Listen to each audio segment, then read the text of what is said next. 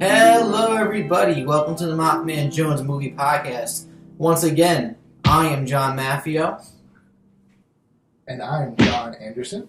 There was a little brief hesitation there, but don't worry about it. I did not realize that was a call for me to talk, but hello, world, here I am. Yeah, didn't take us a year and a half to actually get into another podcast this time. Mm-hmm. We're here to talk about, if you haven't clicked on the thumbnail or you just don't know what's going on here, the OSCARS, Academy Awards. Super fancy, from what I hear. Yeah, very fancy. Very glamorous lifestyle. A bunch of rich people pick out a bunch of movies for numerous awards. But, you know, as a movie lover, it's fun to debate and fun to look at and see who wins and loses. But we are here today to just go through every category, or most categories, and just talk about who got nominated, snubs, what have you, all that fun stuff. And anything else you want to say, John, before we get into the nitty-gritty? No, not really. I think we're going to be looking at this Variety article with all the nominations. So if you Google Oscar nominations, that's where we're looking. Mm-hmm. Any website probably. Probably. most places have these nominations around. But that's what we're looking at, just in case you were interested. So we're going to go from the bottom up, obviously going from the, I wouldn't say the lesser awards, but I would say the less popular awards going up to Best Picture, obviously. And like we said, we may skip a couple here or there that neither of us have seen and have really nothing to contribute. It's no offense to the actual nominees or anything. It's just that we haven't seen everything that's on here. Mm-hmm. That's all. And that's a disclaimer, too, I think, that we haven't seen everything, but we've seen most. And I think things that I've seen, maybe John hasn't seen, or things that I just realized that we're both John, so vice versa. I'm going to call you Mr. Andersen. Thank you. That helps clarify things. But yeah, so that's what we'll do. So the first category we're looking at is visual effects. We have Blade Runner 2049, Guardians of the Galaxy Volume 2, Kong Skull Island, Star Wars The Last Jedi, and War for the Planet of the Apes. Makes sense to me. I don't know, for some reason Lego Batman came into my head for visual effects, but that's a whole, we'll get into that. There's another category that deserves to be. Something. Blade Runner 2049, I think, should win this. Either Blade Runner 2049 or War for the Planet of the Apes. Just because the entire movie, I was looking at the apes and I was like, this does not look like a fucking special effect. It looks like they actually used actual apes. It was bugging me out. Mm-hmm. I definitely would agree with that. Because I love Blade Runner. That's all, folks. No, I love Blade Runner 2049, and I would love for it to win all the awards. But I think, like you said, that War for the Planet of the Apes, I think that's the clear winner here. Because you have Guardians, which is that was fine.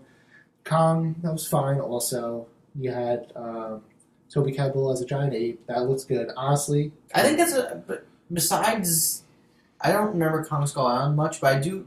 Toby Kebbell as Kong was good, but I think the special effects on that one weren't I think there was a B movie quality to the special effects, maybe intentionally, but maybe not the best special effects. Yeah, I when you say Kong, I think of Andy Serkis as Kong, and there's issues with that film. It's overly long. It's got this, that, and the other thing.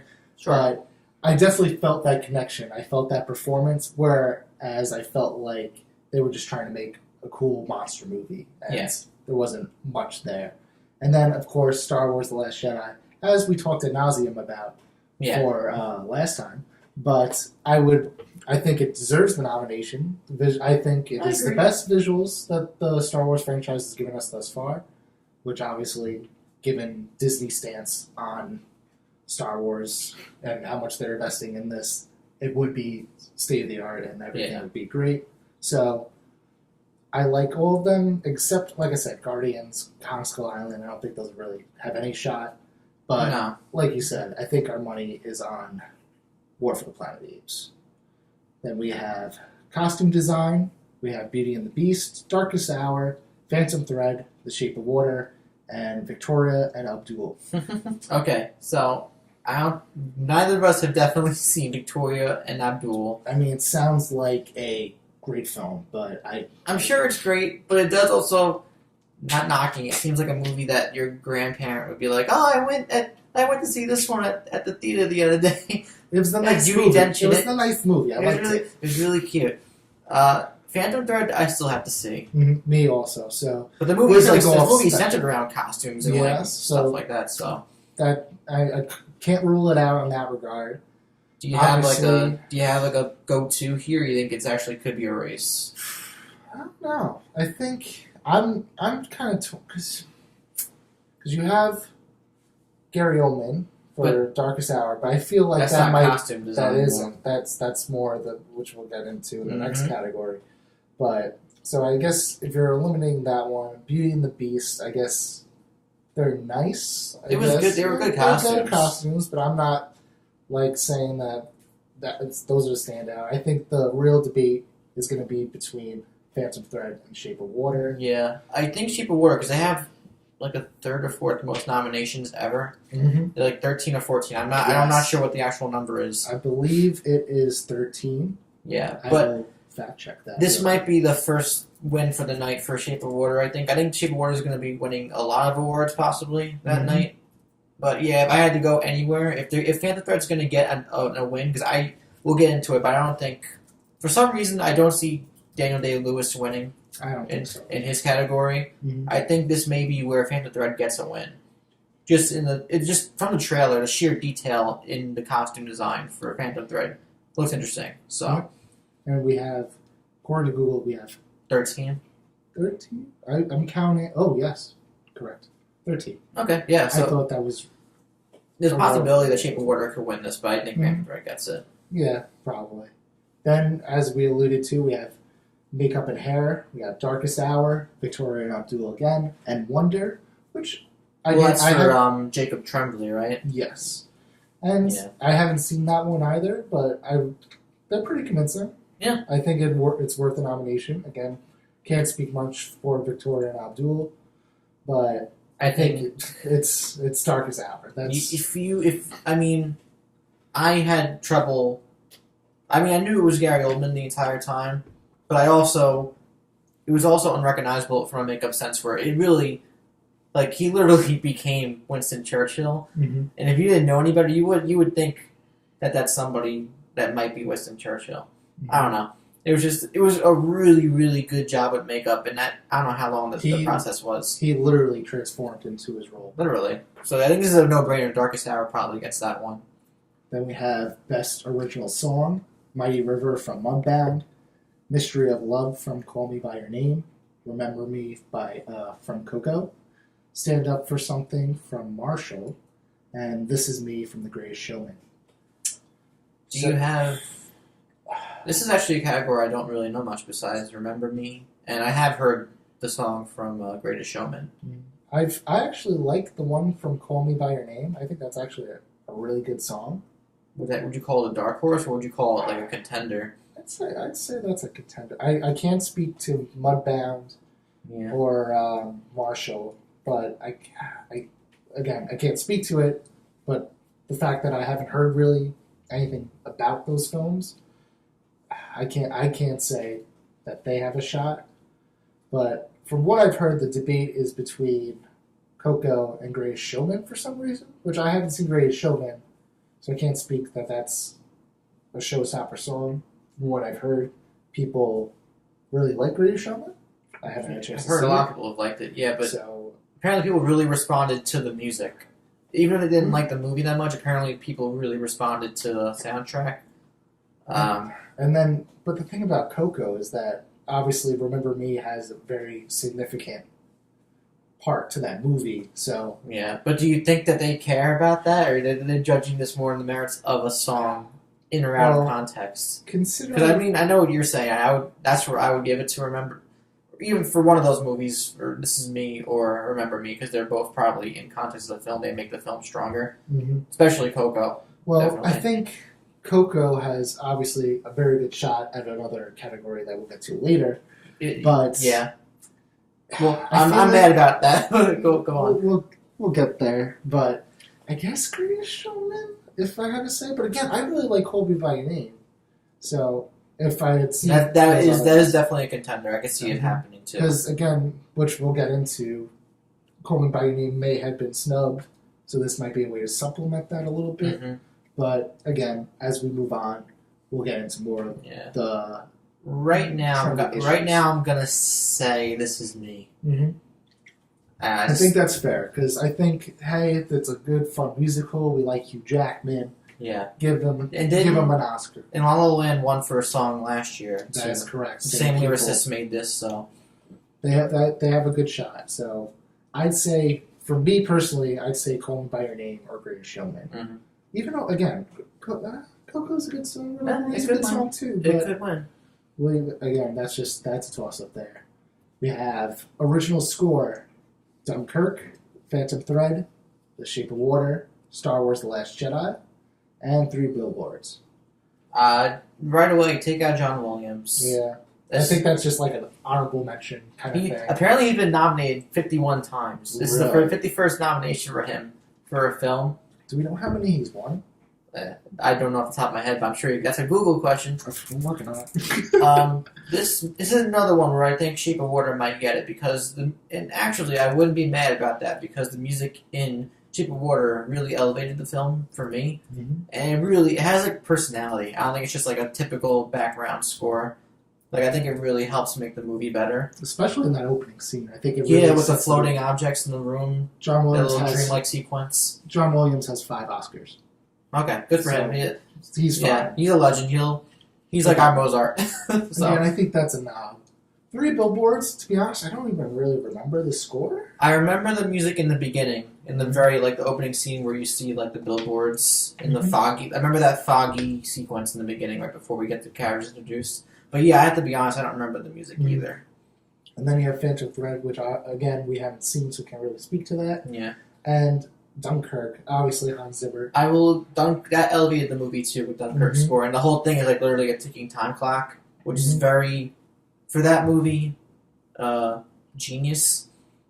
But I think actually Shape of Water takes this one. Yeah, I'd say that too. Again, we love Hans Zimmer, but if I'm better man, Shape of Water with its 13 nominations, that may be one that they take home. Yeah. Then we have production design. We have Beauty and the Beast, Blade Runner, Darkest Hour, Dunkirk, and Shape of Water. This is actually a tough one. Yeah, this is more about the sets, correct? Correct me if I'm wrong. Sure. Yeah, sure. It definitely plays a big role. Mm-hmm. Beauty and the Beast was really... I'm not the biggest fan of the movie. Mm-hmm. I think it's fine. It's good. But the set design and everything incorporated there, I really can't put any faults on it. That's the best aspect of the movie, I think. Mm-hmm. I agree with that. I just don't. I feel like it's not original though. I feel like original. That's been done before. Technically, it was done animated, so it's just. I feel like it's more of a nod. Technically, it's just sure. Technically, it is basically adapting what was 2D and hand drawn. I respect it, but I don't think it has a horse in this race. No, actually, I could probably take Dunkirk off of this too, and Darkest Hour. I think it's between Blade Runner and Shape of Water again. Blade Runner 2049. I can't speak to how incredible the design of that movie was. We'll get to one that if a certain person doesn't win that category, I know exactly what you're talking about. I'm going to be very frustrated. One thing, actually, I guess you can say the same thing about this with Ridley Scott's original movie, that it's kind of taking what was innovative there, like one of the best production designs ever for a movie. They translated it for the sequel.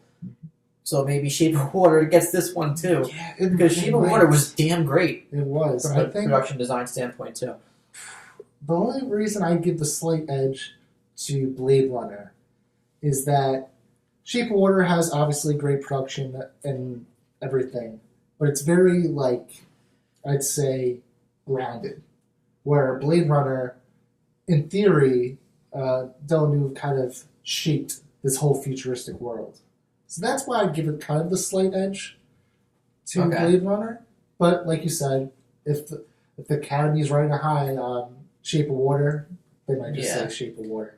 Because I'm thinking of Shape of Water. I'm thinking of the design of Sally Hawkins' apartment, the main room where they keep the creature, just that whole laboratory. Mm-hmm. I'm thinking of like even the set with the what was it? The restaurant that Richard Jenkins went to see that guy. Yes, it was very 50s. It was like a diner, I guess. Yeah. But then I guess with Blade Runner, I'm thinking of also like the place where Jared Leto's character stays, like that giant. The desert scene. That's a great sequence. There's a lot you can go to. But yeah. I think that, like I said, I think that's actually those two are up for a fair debate. But again, I think the Academy loves Shape. Considering how many nominations they got, the Academy loves Shape of Water, and this might be another one. I'm gonna go for Shape of Water too, but this I can also see other ones getting it. Okay, so now we have sound mixing and sound editing. You want to tackle these two? They're almost. I mean, I can't say like I know what editing and mixing are, or the differences, but they are similar. It's. Let's just take a look at mixing first. We have Baby Driver, Blade Runner, Dunkirk, Shape of Water, and Star Wars The Last Jedi. This is where I think Baby Driver has an advantage. At least I think it just seems a little obvious. Like I think a lot of the craft of the editing and the soundtrack of the movie really it's literally like part of the beating heart of that film. But I mean, we've talked about. But Dunkirk was also like very big on sound, very integral to like the plot and everything. Like that theater experience wouldn't be what it was without the sound. I have my issues with Dunkirk, but I can't, like, the sound design was incredible. Where, again, we were debating about the score, which obviously elevated it, but I think the sound design was incredible in that film. Like, that makes that film. If you don't have that, you don't have that visceral experience that Nolan was going for. I think I'll give sound editing to Baby Driver, and I'll give Dunkirk sound mixing. I was about to say I probably agree with that because I think they're literally the same nominees. So, oh my god, it is. Yeah, it's literally I should not even realizing. See, it's like I planned it. We're going to tackle these at the same time. No, but I guess sound editing, like you said, to your point about how Baby Driver is so integral to the soundtrack and everything was choreographed. I think they're going to give it. The editing, obviously, to Baby Driver, sound mixing to Dunkirk. It'd be nice. Film editing. Let's see. We have Baby Driver, Dunkirk, I, Tonya, Shape of Water, and 3 Billboards. For some reason, this is where I think this is where the Academy might do something stupid. I think, but in my opinion, take out Shape of Water, take out 3 Billboards. They're both well edited. Yeah, they're not like nothing like special about it. Yep. I, Tonya does feel like the movie has some great personality because of its editing, and so do Dunkirk and Baby Driver. They're both all those like the editing is part of the movie. Yeah, I would agree with those two. I think that those top 3 are all very good. I think they might give it to I, Tonya. I really enjoyed I, Tonya, and I think the editing gave it that visceral style, that quick pace that the film had. I think that all goes in credit to the editing, because if you don't cut to the interviews, to the actions, to the soundtrack, you don't do all that correctly, that movie is a jumbled mess. But it's because of the way it's edited that it works. Yeah. But again, you could say the same thing for Baby Driver, because Baby Driver again is so reliant on the music and the choreography. Yeah, but you don't even notice it. It's filmed. It's edited. It's edited so well with the music that you don't even. It just kind of becomes like part of the music. But Dunkirk also, like Dunkirk is like taking a bunch. It's 3 storylines taking place over the course of a particular set of time, whether it's a couple hours, like a day, and like it all feels coherent, which is tough to do from an editing perspective. So like all those are editing in general is like the toughest thing. So I think I kind of give it to Dunkirk. Yeah, I'd say I, Tonya. That's just me. I mean, again, I have no issue if it goes to the other ones. That'd be cool. I mean, I won't say like no. Tonya too, because we'll get into it. I feel like that's a little underrepresented here. But yeah, it is. Again, as we get to the better categories, or not the better, the more prestige categories, we'll get into that.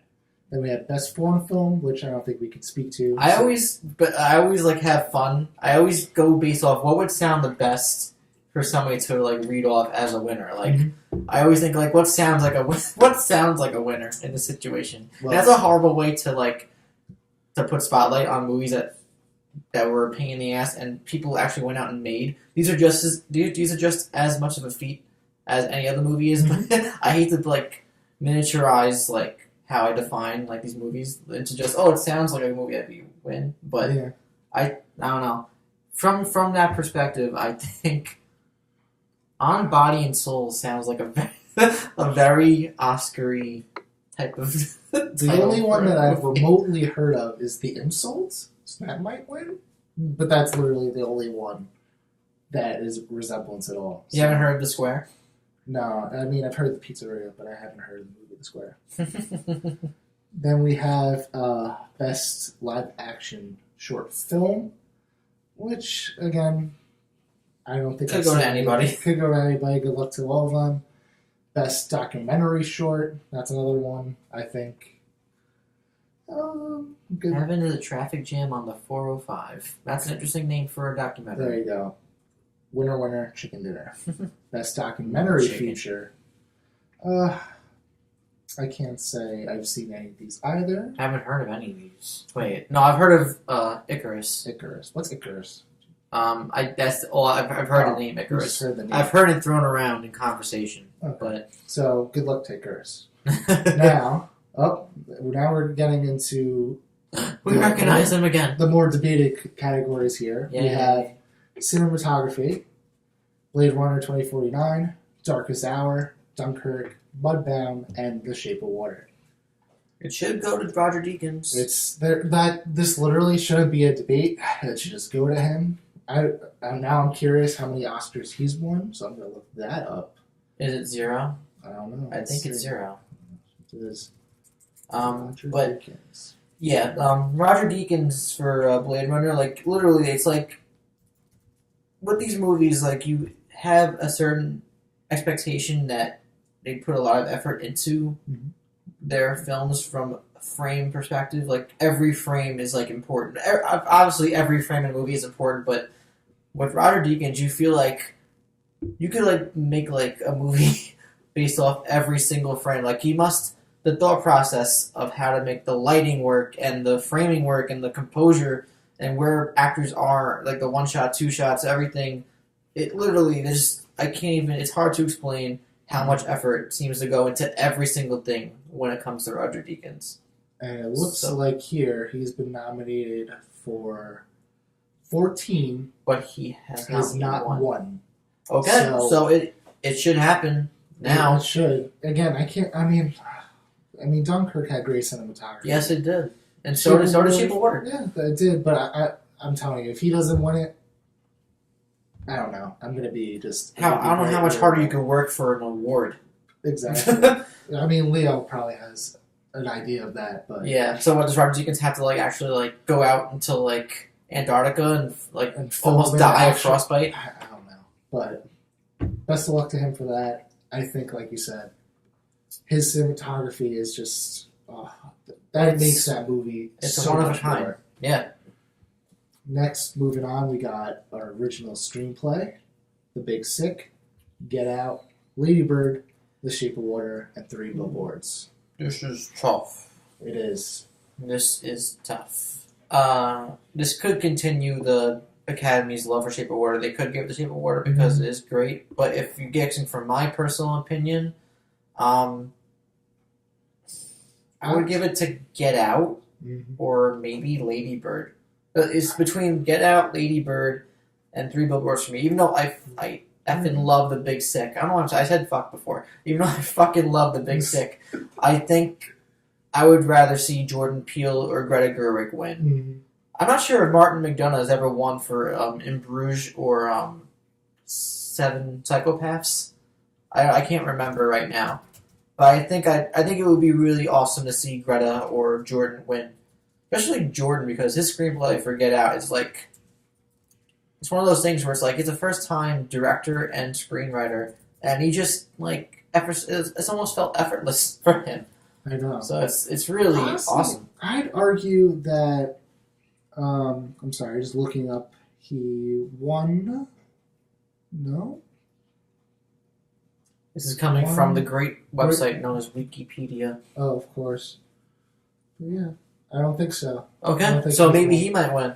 He could. But there's a lot of controversy with billboards right now, like with I feel the like racism angle, which I don't agree with, but I don't want to get into that's the whole thing. I know. I feel like 3 Billboards is like the La La Land of this year. Like, it came out, everybody loved it, and then a week or two later, everybody's like, "Oh, it's not that great." Which I think it's a very good movie. Yeah, I don't think it's that great, but I've been saying that from the beginning. I think it's solid. It's a very good movie, but like, I wouldn't say. I'm never we'll get to this Best Picture, but yeah, I don't think it is. Yeah, I hate when movies get popular and then if they're well regarded, they suddenly go to like another direction because of their overexposure. But I think this is one of those categories where it's awesome that all of these people are nominated and recognized for what they wrote here. But I'm kind of more siding on the top 3. I think the debate here is between Big Sick, Get Out, and Lady Bird. Yeah, I think it would be awesome if Emily and Kumail won. Mm-hmm. I think so too. I'm very like personal. you. I think Get Out and Lady Bird are kind of on the same boat. So if I had to pick, I'm thinking Get Out as well. Just because Lady Bird is really good. But, but you can get into politics now with the Me Too, Time's Up, the female director and screenwriter. They made a point at the Golden Globes about it too. Yeah, Natalie Portman made sure to specify that there were no female directors. I think there are ways to like classily do that. I think what she did was ballsy. Yeah. I don't think it was the classiest thing to do. I think it was bold. It definitely had. I just feel it felt awkward for all the people who were nominated because then like it's a weird position to be in. We're like, you're right, but like we're here. So well, it seemed Del Toro had what he wanted to say in mind. So I think not too distracted. I think she distracted the person she distracted the most was Ron Howard because he had no idea that he was like, oh shit. Okay, we gotta continue before this gets awkward. All right, wrap it up. Play us off, please. Yeah. So I guess that again, just looking at these categories, you don't realize how much of a debate it is until you start thinking about it. It's like, oh wow, there's actually not really a go-to there. So we have adapted screenplay, Call Me by Your Name, The Disaster Artist, Logan, Molly's Game, and Mudbound. I would like to see Logan win, but I don't think to. Molly's Game. You haven't seen it, right? I haven't seen it, but I love Aaron Sorkin. I won't spoil anything, but it's not the strongest Aaron Sorkin oriented film, but I think the screenplay, it's Aaron Sorkin. Like it's like he just effortlessly like writes characters and like it's like the script is more important. I feel like in his eyes than the actual movie, and just the script carries like where the camera goes. If that makes any sense. I think he won for The Social Network, and I think and he didn't win for Steve Jobs, which I think I like Steve Jobs better than The Social Network. But I would disagree in a sense where I think he deserved it over Steve Jobs, even though they're both incredible films. But yeah, I see what you're saying for sure. But if again, I haven't seen it, but if it's the weakest of the 3, obviously I would say he's probably not going to get it. Yeah. Mudbound, again, we can't really speak to. Logan feels like just a nod. It's cool for the acknowledgement, but yeah, it's probably not going to win. It would. I can't say how floored I'd be if they actually they say Logan. Yeah, James Mangold. I would just be like, oh wow, what just happened? But yeah, the debate's definitely between Call Me by Your Name and The Disaster Artist, and I think I'm going to side with Call Me by Your Name, just because I've heard the Disaster Artist book, which I've been meaning to read. I had to pick it up. I hear the book is a lot better than the movie. Yeah, so I've heard that. If I'm going by that status, I'd say it's not the best adapted.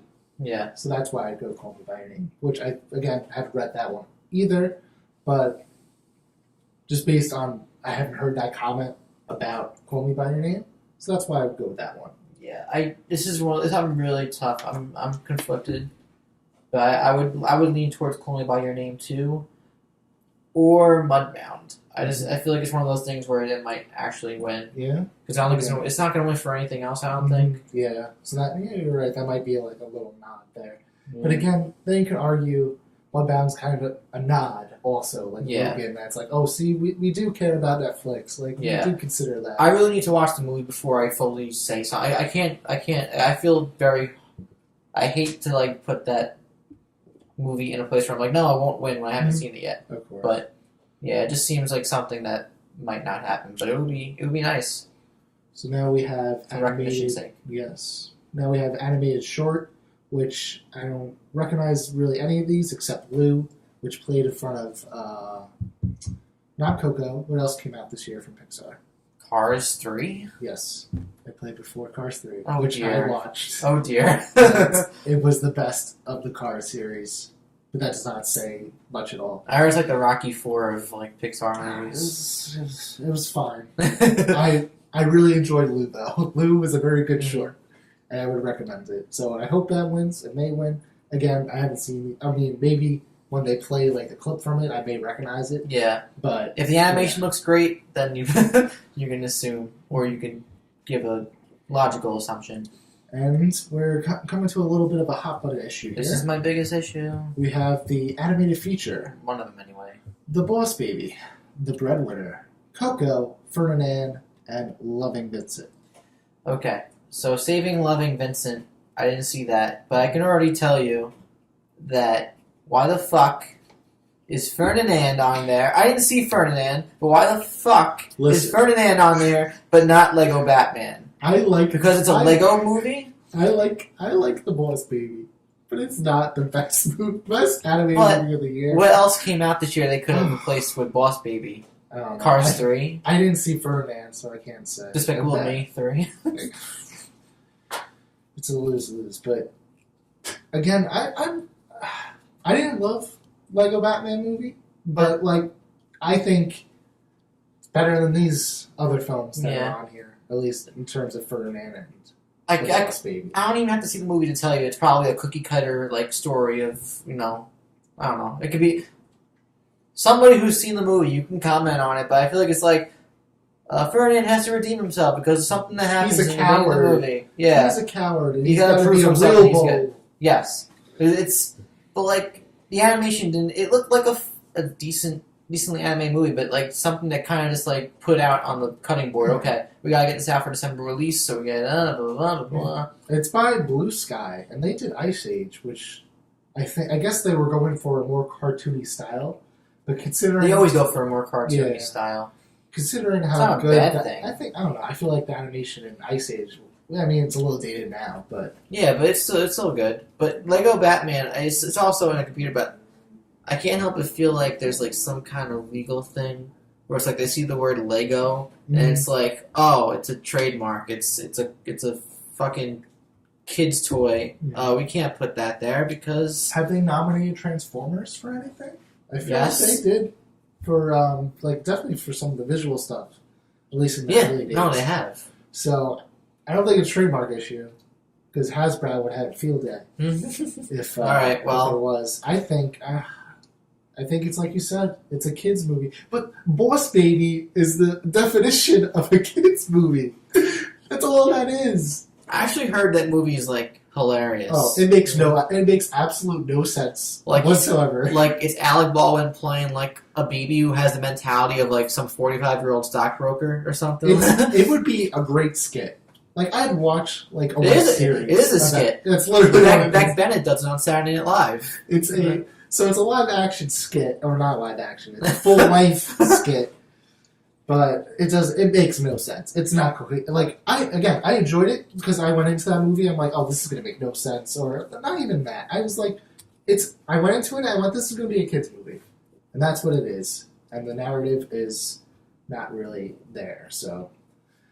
Again, didn't love Lego Batman to death, but I agree with you immensely that knock out Boss Baby or Ferdinand and put them in there. Coco wins again. We didn't even mention who's going to win it. It was more like who should be in there. But it's Coco. We all know it. You do it. It's Coco.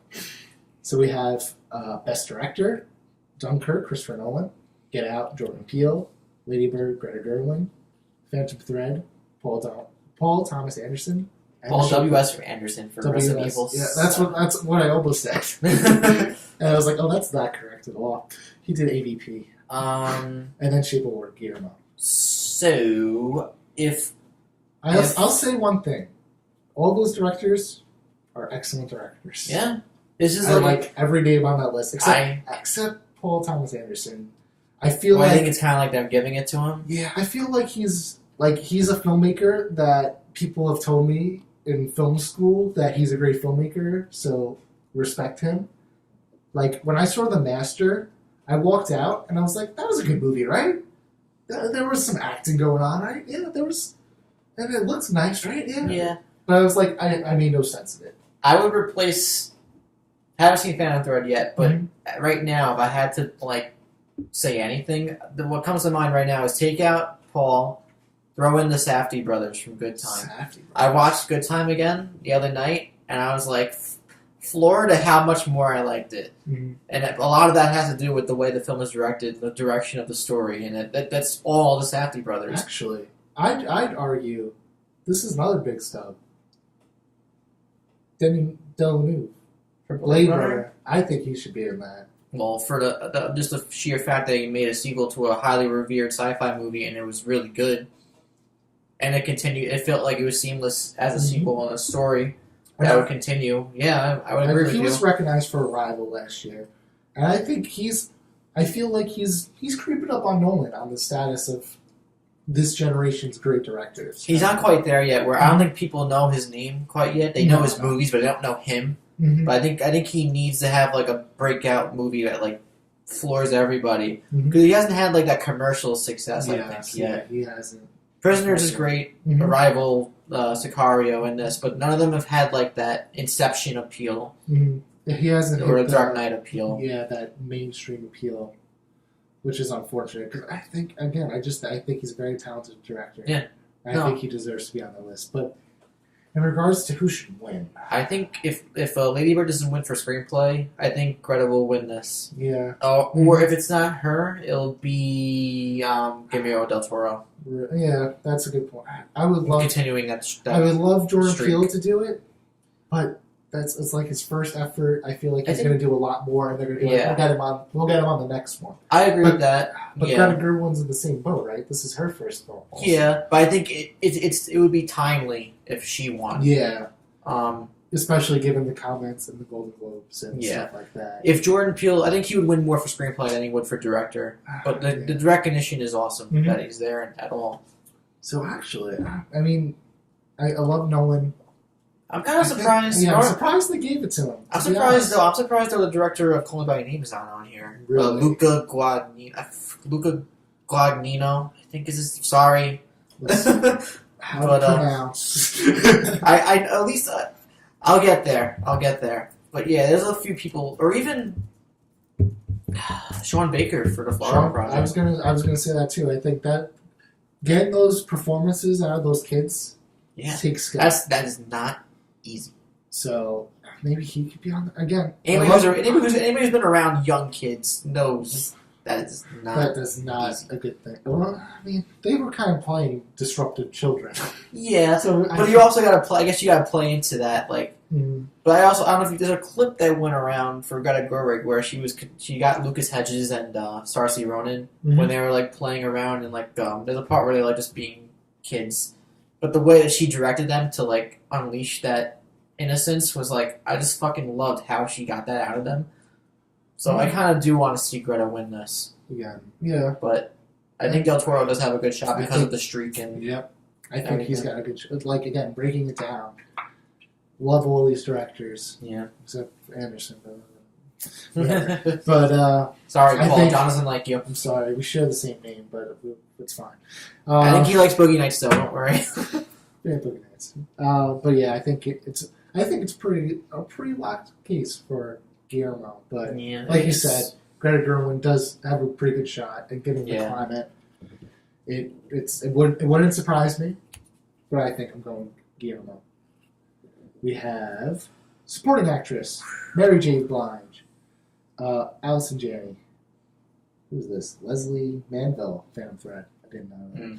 Laurie Metcalf, Lady Bird, and Octavia Spencer, Shape of Water, Yeah. and other ones Mudbound and I, Tonya, which I just realized I didn't say. But But gotta be honest, I'm not sure why Octavia's on here. yeah, She it was she has a really good scene with her husband yeah, in that that was one. good. But like besides that, she's just kind of like she's going to Sally Hawkins. Where are you going? Get back here! You gotta be working. What are you doing? Get here on time, Eliza. But she's good. She's always good in her movies. But I don't think she had any like. There was nothing like oh my god, Octavia Spencer was great in Shape of Water. I'm trying to think who I would put in there. I can't think of anybody else that deserves to be in there. Anna de Amas from Blade Runner, the AI. Oh, I did love her. Ryan Gosling's so-called female companion. She was really good. I did. Again, I was captivated by that aspect of the film. So that'd be great. I didn't even think of that at all, but I would like that. I think I know where your money's at.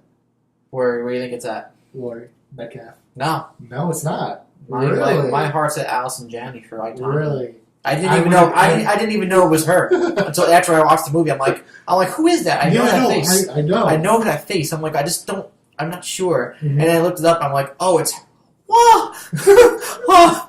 Oh, my heart. Crazy. I think it's not much of. Is it I more? hate to say that I don't think it's much of a discussion, but I feel like she's got it pretty locked down. Yeah, but again, I think Mary J. Blige. That's just a tip to the hat. Watch her go to. I'm not sure how good or bad she is in the movie. No, she's obviously good. Yeah, I'm not sure. Watch her goes to Leslie Manville though for Phantom Thread. I know. No, It'll be like that. It'll be that Mark Rylance situation where Sylvester Stallone lost for Creed. And it's like, yeah, Mark is good, but like, duh. Allison Janney, but I thought you really liked Laurie Metcalf. I do. Yeah. But it's different performances. Laurie's is more humane, and you get like that motherly quality. It's very subtle. Her performance is very subtle. Which that might give her an advantage. But Allison, I feel like Allison had so much fun playing that character, but she was like such a son of a bitch. It's such an actor's role. Like, yeah, she got to do so much with that, and I think the Academy's going to recognize her for that. Yeah, I go to Allison too. Let's go Best Supporting Actor. Willem Dafoe for The Florida Project. Woody Harrelson, Three Billboards. Richard Jenkins, Shape of Water. Christopher Plummer, All the Money in the World. Obviously, by that side, we have our opinions. And Sam Rockwell for Three Billboards. So, getting Plummer out of the way. Yeah. He's great in the movie. He really is. And for an actor who had to step in as last minute as he did to do that, like, it is. He's really on the older side, too. So, like, it's not easy to do that. So I do understand the recognition, but I do think there are other actors that they could have put in that position that are just as warranted, if not more than him. I know the big debate was Armie Hammer, which I'm surprised. Honestly, I thought he did what he needed to do. I wasn't. Obviously, we'll get to lead actor, but I feel like he did what he needed to do in that film. I'm conflicted. I feel like he did do things in there that were more vulnerable than he's used to. Mm-hmm. I did really like him in the movie, but I can't. Yeah, I don't know. It can go either way. I would like to see Armie Hammer in there, but I do understand why he's not in there either. Richard Jenkins was great. Yeah, he was. I don't think I would get him. He was not going to win, though. No, he's not going to win. I think it was another solid performance with a nice social commentary in there. Yeah. But again, nod to the hat. Good job. Same to Woody Harrelson. Yeah. He's good in it, but he's not like nothing. Nothing about the performance was like, ooh. I love Woody Harrelson. I think he's had a great year between War for the Planet of the Apes. I will talk to death about how much I love The Glass Castle. I think he was great in that. I love that movie. I don't know why. You probably should have got nominated for that more than I think so too. I think that was a better performance. And being a drunk alcoholic, like that sounds Oscar baity to me. Yeah. But I think my money's on Sam Rockwell. Given what's happened with prior award shows and how, it seems like a no-brainer. But Willem Dafoe, though, he was really good too. Wow. Yeah, but it's probably going to be Sam Rockwell, and he deserves it. Mm-hmm. He's done so much great work in his career that it makes sense. But I think that scene in the bar solidified it for me. I saw that and I went, wow, that is a transformation, and like obviously not like Allison Janney in the physical transformation, but like a character. That is a character arc. No, I say really say what you want about the movie, but his character arc, like it under other actors, it would not be. I'm getting stumbled here, but I feel like it would come across less convincing. But like you feel like he really like got lost in that role to a point where it was believable that he came out another way, but also maybe not spoiler not maybe he didn't. Mm-hmm. But like yeah, you totally like everything he does in that movie is like I've never seen from Sam Rockwell before, and like it seems like a no-brainer. Again, I love Will Dafoe's performance. Again, it's changed for the normal Will Dafoe. But at the end of Godspeed, Spider-Man. So good. I love it so much. Yeah. But I'd argue that he's just a guy. He's a guy doing his own thing.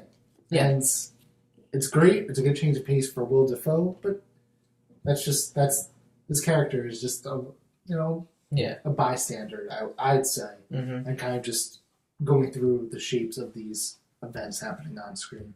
So again, great performance, but the money's on Stan. Yeah, I agree. Now we're wrapping it up here. We got lead actress. Yes, lead actress. Sally Hawkins for Shape of Water. Frances McDormand, 3 Billboards. Margot Robbie, I, Tonya. Saoirse Ronan, Lady Bird. And Meryl Streep for The Post. Who's Meryl Streep? I don't know. She's like this new actress, I think. I don't know. Yeah, she got cast in Big Little Lies season 2. Oh, really? I guess she's doing TV work also. Cool. Yeah, so Meryl Streep is... She better. I loved her in The Post, but she better not win. She's not. Come on. There's so many... I haven't seen The Post, so I can't say that for a fact. That it's the best I've seen her be in a long time. Mm. In a sense where I'm like, I'm not mad at her being good.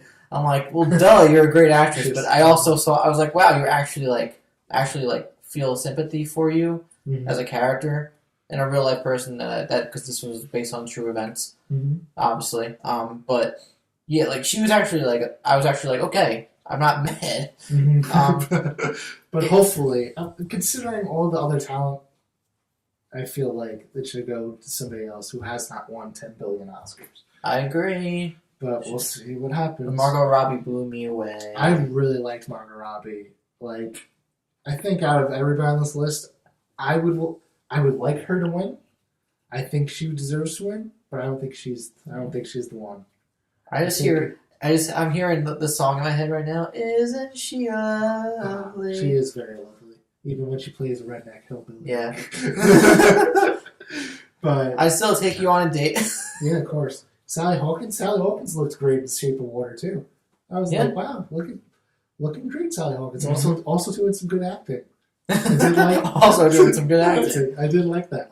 Because she was mute, so the Oscars were like, oh, that's creative, that's different. Yeah, we'll give her. That's also like a very, and she's in the lead role too, which is like, it's not even the fact that she had to like carry the film with that situation, and you really do. And when she's explaining to Richard Jenkins that they have to save this creature, I felt that. I felt that acting going on. But I think we got Frances McDormand or Saoirse Ronan. Based on politics and taking out the politics. Because 3 Billboards is involved in the politics. I kind of think Frances is gonna be Frances or Saoirse. Frances has been winning like everything. Yeah. The SAG Awards, the Golden Globes. So it's in that regard, it seems like it's just carry over to the Oscars, and she's great in the film. She is. Saoirse didn't win for Brooklyn, so there's a high possibility that she's going to win too. I think I'm leaning more towards Saoirse. Yeah, I'd agree with that. Because I was thinking more Frances, but like that thing, you just swayed me. That I feel like it might be her. Because like you said, she's been winning everything, and I feel I don't know. It's tough. Can you just give it to Margot Robbie, please? Yeah. make us I'm not sure. I feel like there's a pattern with these where like if certain actors win some categories and other movies will win because they do a certain pattern with these movies. So if Shape of Water doesn't do this whole thing and she doesn't win Sally Hawkins, then it's going to Saoirse. But Frances can easily win that category too. Again, she's very political, so they might want to stay away from her. She'll have a lot to say when she gets on stage later. I don't know, maybe she won't. Maybe she won't. I don't know. They'll go up there and she'll be like, thank you. Just leave. Just leave. Drop the mic. Then we have lead actor, Timothée Chalamet for Call Me By Your Name, Daniel Day-Lewis for Phantom Thread, Daniel Kaluuya for Get Out. Not what I expected. Gary Oldman for Darkest Hour, and Denzel for Roman J. Israelite. Esquire. Don't forget the Esquire. Oh, shit. Well, my bad. So somebody else mentioned this, or other people have mentioned this, but I love Timothy, but the dude is like so young, and he has a great career ahead of him. Mm-hmm. So I think this is just a recognition for him. Yeah. He's not going to win. I agree. He's very young. I really like his performance. I think it was terrific. No spoilers. The last shot of the movie is everything. Yeah, like that encapsulates the entire performance. In like he's pulling a Luke Skywalker, doing so much but saying nothing at all. Yeah, yeah.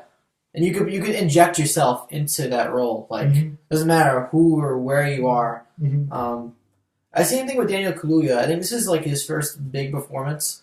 I know him from Black Mirror, but he's in Black Panther next month, and he's gonna be in so many other things that he will get to the point where I think they will nominate him and make him win for a future role. Like I've said, I love Get Out, but I would not have put him in this category. Is his lead actor? Lead actor. I would if I had to agree with you, which I don't mind him being in there, but if I agreed with you, maybe I'd slide Ryan Gosling in there. That's true too. I do because he does a lot with a role that could be very hard. Mm-hmm. It's very robotic, huh? Oh shit! Spoiler alert! Oh, sorry. Oops. Oh, not really. I don't know. Go see the movie. It's part of. You find out in literally the first scene or two of the movie. It's not a big deal. But yeah, I don't know. That's not a bad. Robert Pattinson in Good Time. Yeah, he was really good. Also. He did like I wasn't that crazy about the movie, but like I was like, oh, solid for him, really yeah. Stuff. But even like his brother, one of the directors of the movie, like for Benny, I think Benny Safdie, he would be good for supporting actor. But I think this is a no-brainer. It's going to Gary Oldman. Yeah. That's not really a discussion. Again, Denzel's another nod to we love Denzel. Yeah, and it's definitely going to Gary Oldman. But the other thing is about Franco. No, Franco here. I probably would put Franco over Kaluuya. You would? Yeah, I think I would. Because again, taking out the politics. Taking out the politics. Like his performance. I really enjoyed. Again, it was really good. I really liked the movie. I don't think it deserves Best Picture. Is it Best Picture? It's not. No, it's not. I got this for adapted screenplay. Yeah, but like I said, I think he should be in there. He transformed himself. He's not. I don't think he's recognizable. No matter what you think about James Franco, I feel like people didn't like him before all this stuff came out too. But he did like put a shitload of effort into that character. So I think politics aside, I feel like that's where he should be. Yeah, but I agree with you. I mean, just based off the interrogation scene, though, I think the hypnotizing scene. I think that David Kaluuya does do some work that you don't normally see in movies like that, especially like a lot of. There's a reason why he got nominated for Best Picture and everything because it's such a well-packaged movie. But he does do a lot where you could have just like played it off as whatever. You really buy into his character because of a lot of the subtlety in his acting. Mm-hmm. But yeah, I agree that there's probably other people that probably were more deserving of being in that role. But again, it's Gary Oldman. It's again one of those like tip of the hat like. What do you call that? Where we recognize you for like all the work you did. Like a lifetime achievement. Yeah, exactly. It's like a lifetime achievement award. But even like having seen the movie, he is like incredible from the get go to the end of the movie. You forget you're watching Gary Oldman, even though he's under all that heavy makeup. It's so incredible how he gets lost in this role. And like, I can't even imagine like how it was like for his like family if you had them on set like the whole like day in and day out. He was incredible. And again, we can't speak to Phantom Thread, but again, it feels like Daniel Day. It's obvious. Nod. You're Daniel Day-Lewis. You are one of the best actors we know. He's like that unfamiliar girl, Meryl Streep. Like, they just kind of. It's just But there's part of me that feels like I don't know. There's certain actors where I'm like, we know you're great. Mm-hmm. So maybe I feel like maybe I'm in the camp maybe where you should nominate somebody just because you know they're great. Put people in there that really. It's a weird pickle to have in the brain, but it's obvious that he would be in there. Yep. All right, ladies and gentlemen, we've gotten to that final award of the evening. If you're still with us, thank you. If you're not, thank you for watching. What are you doing? Listening. You gotta get to the big one. That's why we went in reverse. Anyway, I wonder if there's anybody out there that's doing Best Picture first and then going down. Yeah. That's a surefire way to lose people. Very, very genius, very innovative, anyway, very cool, very cool. Very risky, very risky.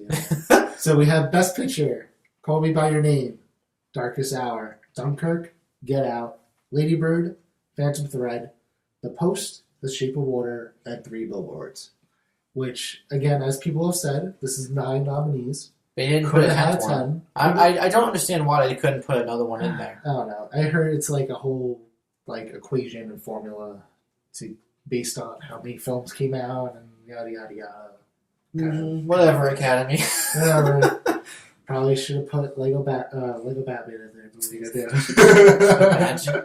all these movies and then it's like Lego Batman. Honestly, I'd put Coco in there too. I'd put Coco in Best Picture. I don't know if I would put Best Coco. I don't know if I would put Coco in there. I love Coco, but I don't know if I would make it a Best Picture nominee. Yeah, I guess not.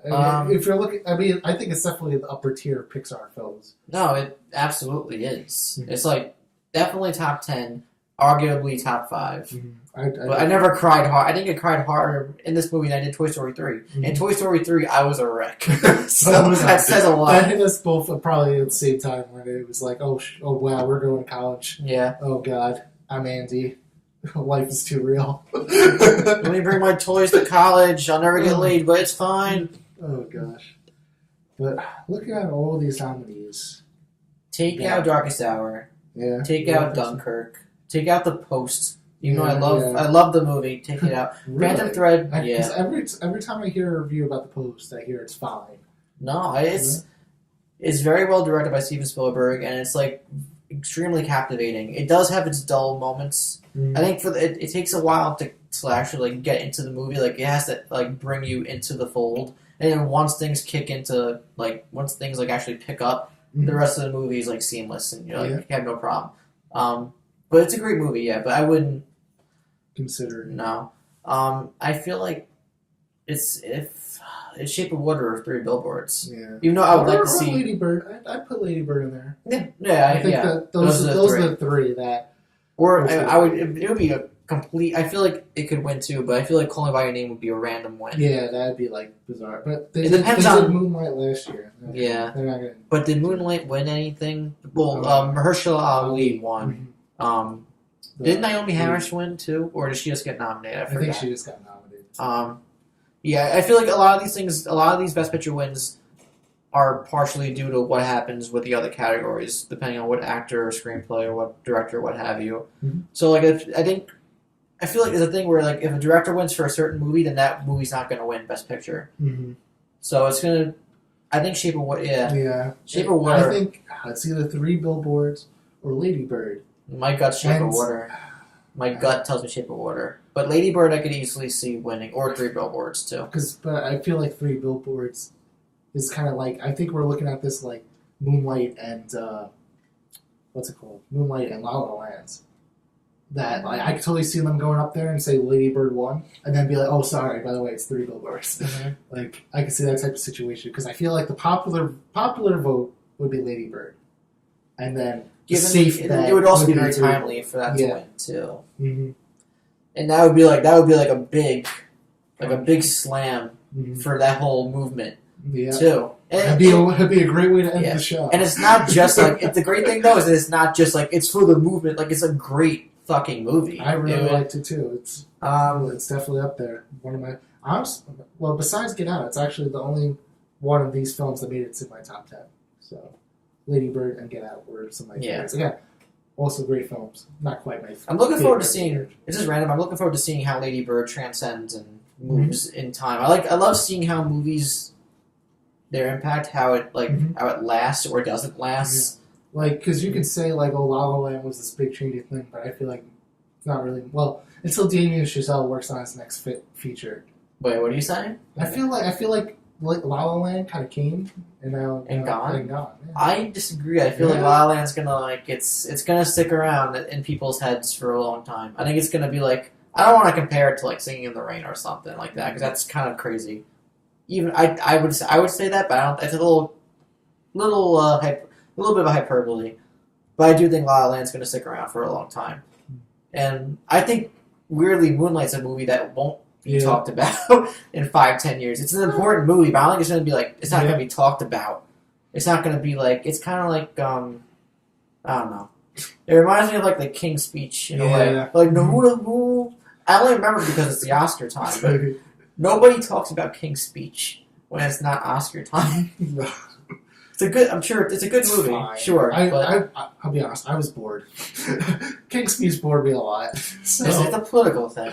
I was just I was over it. Yeah. But I don't want to compare that. In a way, like, Moonlight actually is a very important movie. But I don't think it's the kind of movie that people are like, ooh, Moonlight. They're not going to be talking about that. I think, La La Land's going to stick around. But Lady Bird's a movie that will be talked about for years, I think.